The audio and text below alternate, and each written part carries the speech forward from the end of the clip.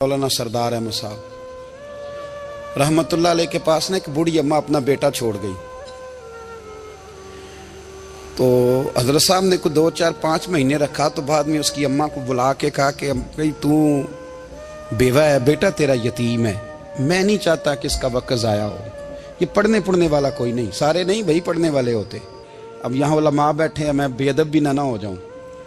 कुछ पूरे 8 साल लगा के भी आ जाते हैं, सनद भी उनके पास होती है। नाराज ना हो जाना, ये तो सब अच्छे लोग हैं। सनद होती है पर पता पुता कोई नहीं होता। ये आला हजरत ने लिखी है बात। सनद होती है, पूरी डिग्री होती है, उस पर कई लोगों के साइन भी होते। तो बहुत सारे तालिब इल्म ऐसे होते हैं जो मदारस में कहते हैं मैं फाजल फलां हूँ, लेकिन कोई शय पास। तो मौलाना सरदार अहमद साहब मुहद्दिस आज़म पाकिस्तान रहमतुल्लाह अलैह उस बूढ़ी को कहने लगे तेरा बेटा कुंद देना है, पढ़ना पढ़ाना इसने कुछ भी नहीं। तो यतीम बच्चा है, कल को तो कहेगी कि मेरे बेटे ने वक्त ज़ाया किया तो वापस ले जा। बूढ़ी अम्मा रोने लग गई, कहने लगी मैं पढ़ाने तो नहीं लाई थी, मैं तो आपको रब का वली समझती हूँ, मैं तो नौकरी कराने लाई थी। नौकरी हजरत अनस बिन मालिक कहते हैं मेरी अम्मा भी हुजूर की बारगाह में दे गई थी। तो हुजूर की बारगाह में ये नहीं कहा था कि या रसूलल्लाह पढ़ा दें, हाँ हाँ मैं जिम्मेदारी से बात कर रहा हूँ। ये नहीं कहा था हुजूर मुजाहिद बना दें, ये थोड़ी कहा था कि या रसूल अल्लाह सल्लल्लाहु ताला अलैहि वसल्लम से मुफस्सिर मुहद्दिस मुहक्किक मुफ्ती बना दें। हजरत अनस की अम्मा कह गई थी सोनिया जब तक ये रहेगा ना आपकी नौकरी करेगा, ये घर के काम काज करेगा, ड्यूटी करेगा, हुजूर ये आपकी नौकरी करेगा। तो मेरे महबूब ने फिर दुआ कर दी, अल्लाह इसे बरकत अता फरमा। तुम समझता है खिदमत वाला खाली रह जाता है?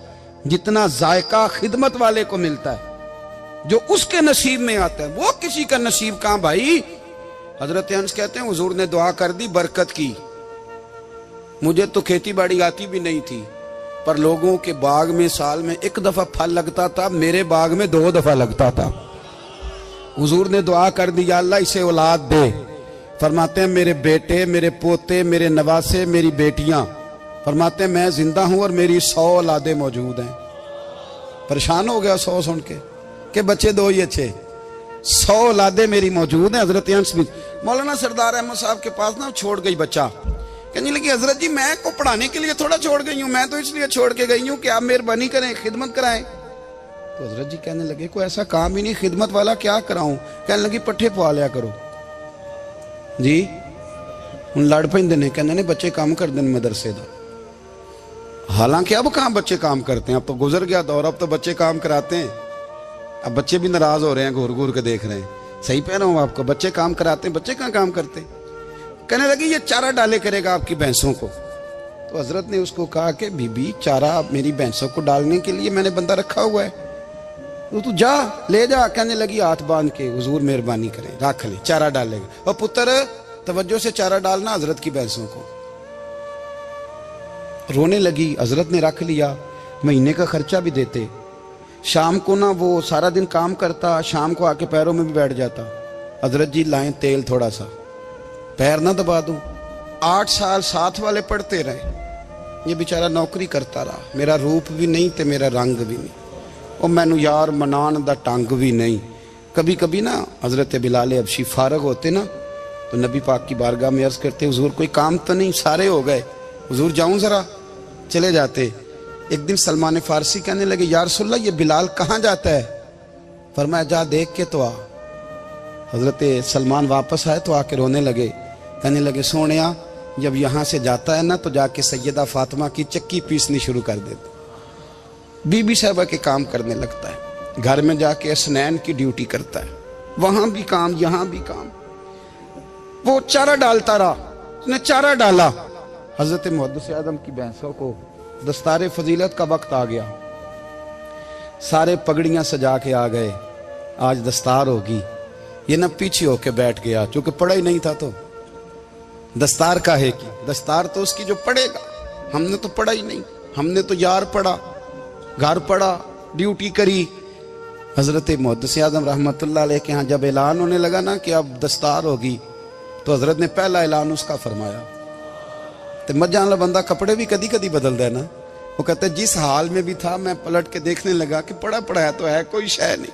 तो ये माजरा क्या है, पीछे से उठ के आए तो कहते हैं बाकियों की दस्तार किसी आलिम ने की, किसी सूफी ने की, लेकिन ये भैंसों को चारा डालने वाला जब आया तो मुहद्दिस आदम ने फरमाया पगड़ी के बाल को कोई हाथ ना लगाए, ये सारी दस्तार मैंने करनी है।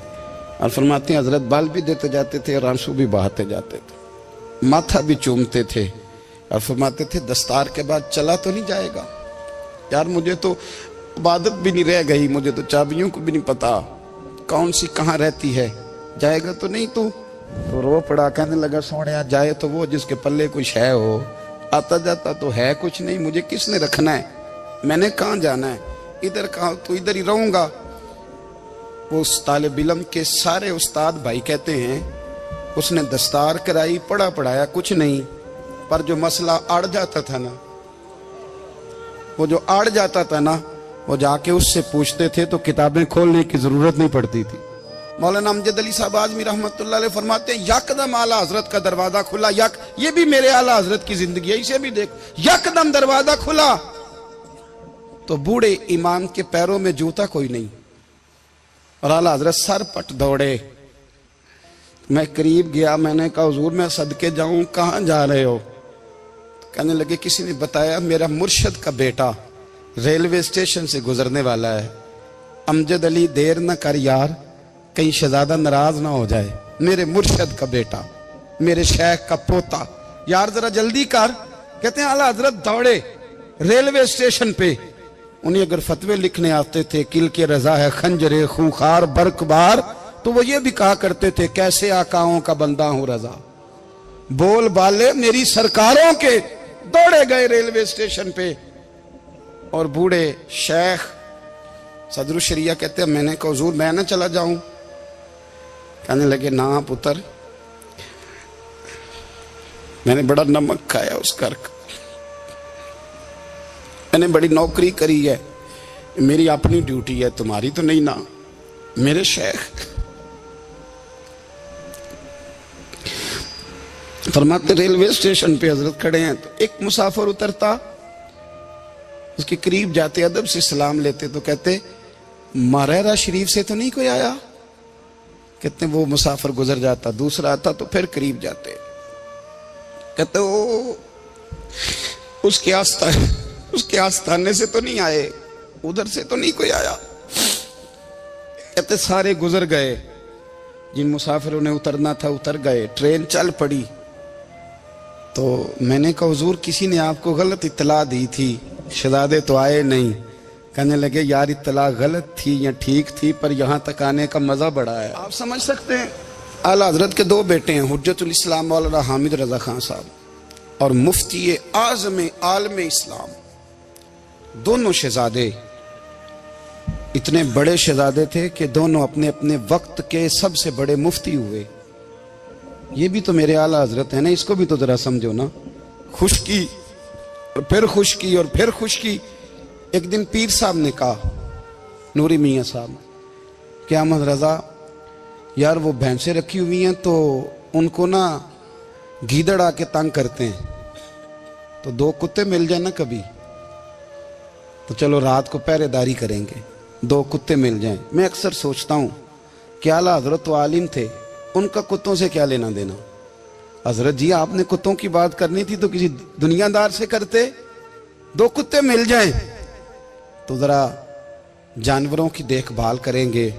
फरमाया हुजूर सवेरे ही आ जाएंगे। भाई आपका तो ये शुगर ही नहीं, तो आप कहां से लाएंगे? दिन चढ़ा तो दोनों बेटों के गले में रस्सियां डाली। आला हजरत को सिर्फ आप फतवे की रोशनी में देखते हैं, आपको उस शख्स के दर्द का नहीं पता, उसके जायके का नहीं पता, वो किस स्टेज का आदमी है, स्टेटस क्या है तरीकत में, शरीयत में, इश्क में।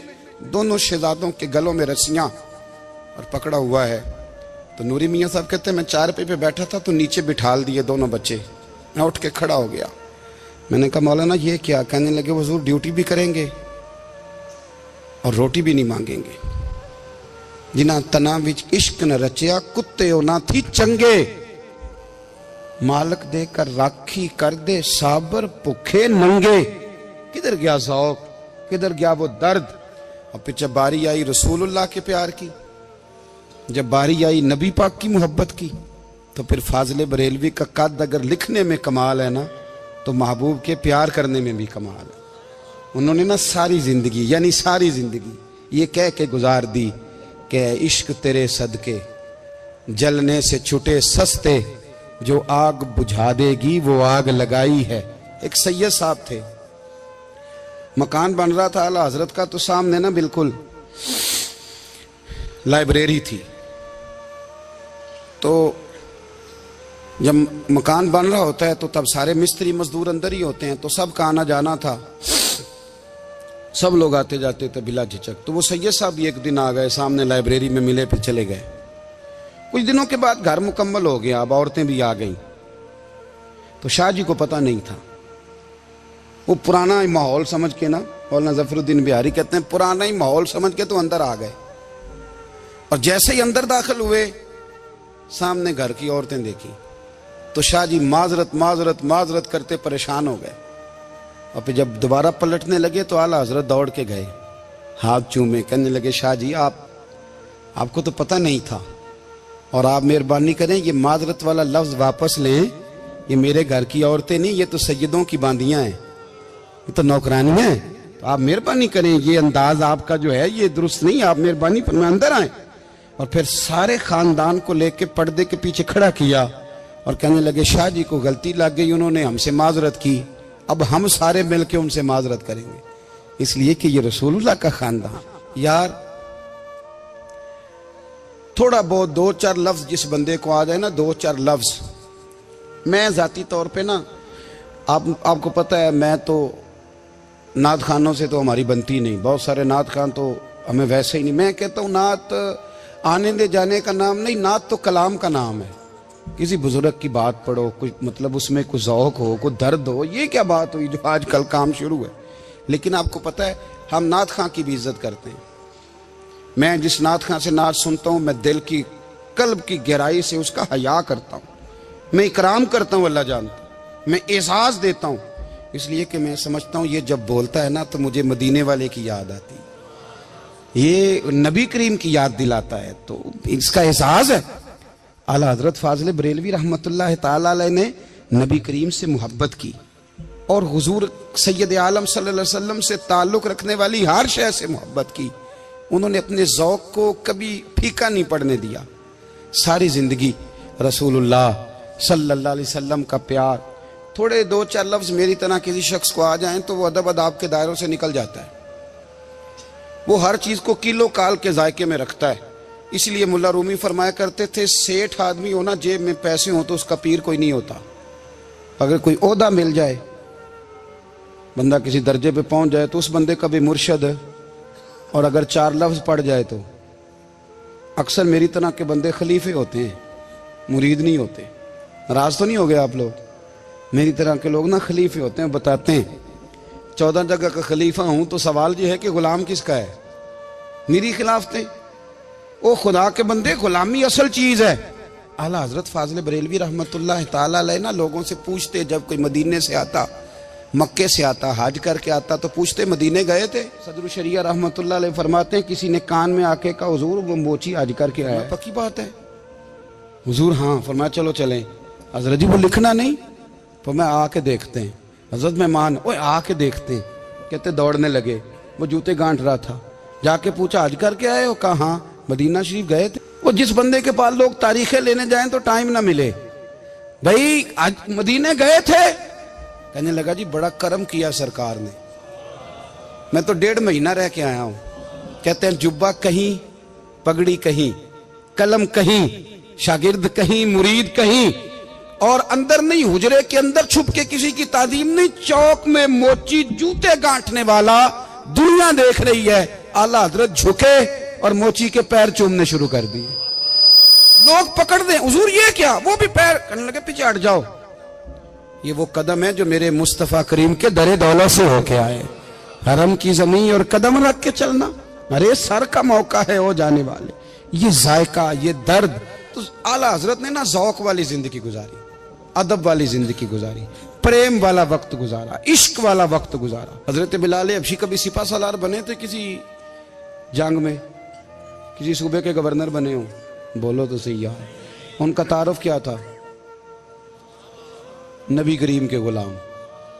हुजूर के ना जो जाती मामलात थे ना, 20 अंसारी नौजवान थे जो हर वक्त नबी पाक के पास खड़े रहते थे कि हुजूर को हुक्म करें। 20 और 34 से लेकर 40 तक गुलाम हर वक्त हुजूर की बारगाह में रहते। हजरत बिलाल हुजूर के जाती मामलात की खिदमत करते थे। कोई ऐसी वो जो तबलीग की या दावत की या जंग की या जिहाद की कोई ड्यूटी नहीं वो करते थे, जाती खिदमत सरकार की। हजरत उमर फारूक वो शख्स हैं कि जिन्होंने कभी किसी बंदे को खातर में नहीं लाए वो, लेकिन जब हजरत बिलाल आते थे ना तो जनाब उमर उठ के खड़े होते थे, कुर्सी छोड़ते थे और फिर एक नारा लगाते थे, कहते थे या बिलाल अंता सैयदुना, बिलाल तू हमारा सरदार है यार, तू हमारा। यानी इश्क का ज़ौक पूरा करना उन्हें भी आता था। इसलिए मेरा मशवरा है, मेरी राय है, और जो मेरा हुक्म मानने वाले हैं उनके लिए मेरा हुक्म है कि ज़ौक ना कभी भी ख़राब करना, कभी भी ना ज़ौक ना ख़राब करना, अपना लुत्फ। मैंने कई दफ़ा, मैं पहली दफ़ा मदीना शरीफ हाज़िर हुआ तो एक बाबा जी मेरे आगे आगे थे, तो उनको ना धक्के मार रहा था। वो सामने खड़े होते हैं ना, अल्लाह खैर फरमाए, अपनी अपनी ड्यूटियां ना, उनकी भी एक ड्यूटी है ना जी। तो वो धक्के मार रहा था तो बाबा उसे कह रहा था तेरी खैर होवे पहरेदारा, रोजे दी जाली चुम लैन दे। उन्हें फिर धक्का मारिया तो फिर उन्हें कहता तेरी खैर होवे पहरेदारा। मैंने, वो बिल्कुल अनपढ़ बाबा जी थे पर मुझे उन्होंने बहुत बड़ी बात समझा दी, मैंने उनसे बड़ा सीखा, मिंबर पे जिक्र कर रहा हूं। वो तीसरी दफा फिर धक्का मारा, तेरी खैर होवे पहरेदारा, रोजे दी जाली। तो बाबा जी बाहर निकल आए तो मैं भी पीछे निकल आया। तो मैंने कहा बाबा जी यहाँ कुछ इन्होंने बांग्लादेशी और हिंदुस्तानी भी रखे हुए हैं, पर ये तो अरबी था खालस। उन्होंने कदों ਤੁਹਾਡੀ भी समझ आती सी, तुसी पंजाबी दा शेर सुनाई जा रहे हो। कहते पुत्र मैनू भी पता है उन्होंने नहीं समझ आ रही, पर मैं तो अपना रांझा पै राजी करता सा। मैनू पता है उन्होंने कहा ओ यार असी रांझा भी तो राजी करना है कि नहीं, कि सारी जिंदगी किलो काल के झगड़े में पड़े रहना है। ऐ इश्क तेरे सदके जलने से छुटे सस्ते, जो आग बुझा देगी वो। और एक जगह पे आला हजरत कहते हैं जान दे दी वादा दीदार पर, हमने जान दे दी। हाँ, खाली उसने वादा किया था कि आऊंगा, आया नहीं था, पर जान हमने पहले दे दी। तो इसलिए ना ज़ौक, शौक, प्यार, वारफ्तगी, मोहब्बत असातिज़ा के लिए, बुजुर्गों के लिए, उलमा के लिए, मशाइख के लिए, बड़ों के लिए, ना ज़ौक ना कभी ख़राब होने पाए। अल्लाह आपको सलामत रखे। और कुछ दुआएं मैंने दे दी हैं, कुछ अल्लाह जानता है मेरे दिल में हैं, वो मैं देता रहता हूँ। अल्लाह आपको हमेशा शाद व आबाद फरमाए।